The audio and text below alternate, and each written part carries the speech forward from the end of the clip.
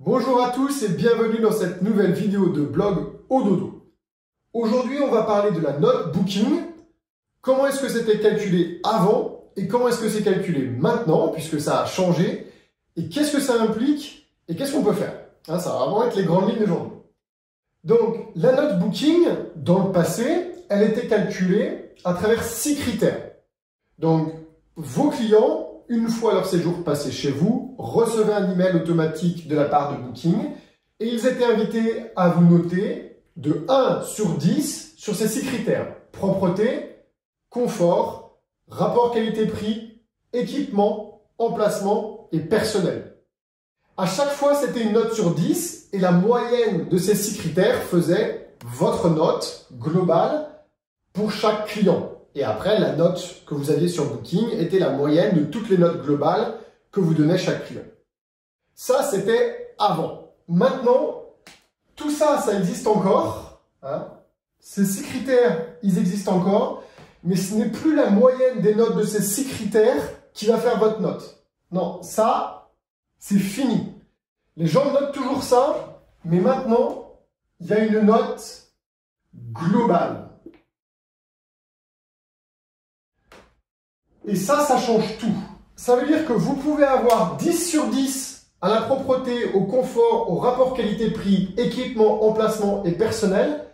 Mais si le client, sur la note globale, il vous met un 9 sur 10, la note qui sera visible dans Booking, c'est 9 sur 10. Quand bien même, si vous faites la moyenne des 6 critères, vous avez 10. On s'en rend compte déjà depuis quelques mois, il y a une baisse générale de la note globale de tout le monde sur Booking. Alors on peut se dire, vu que ça impacte tout le monde, c'est pas très grave, puisque au final, si j'avais 9,6, je passe à 9,3, mais celui qui avait 9,1 passe à 8,7, donc je suis toujours devant. Oui, mais il y a des petits malins qui ont compris comment ça se passait et qui, eux, réagissent, et il faut absolument faire la même chose, sans quoi vous allez être déclassé. Et sachez que la note sur Booking fait partie des critères qui sont importants pour être bien référencé dans Booking. Et être bien référencé dans Booking, même si je sais que ça peut paraître contre-intuitif, est un outil indispensable pour obtenir plus de réservations directes grâce à l'effet Billboard. Je vous mettrai dans la description de cette vidéo un lien vers une vidéo vers l'effet Billboard si vous ne savez pas ce que c'est. Donc comment faire pour essayer de contourner ça ? Il n'y a pas 36 000 solutions, il faut faire de la pédagogie avec nos clients.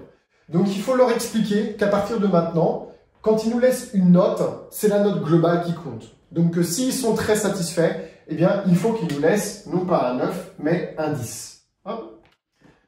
Alors, il y en a qui n'aiment pas faire ça, je le sais, mais néanmoins, ça reste la meilleure manière de faire aujourd'hui.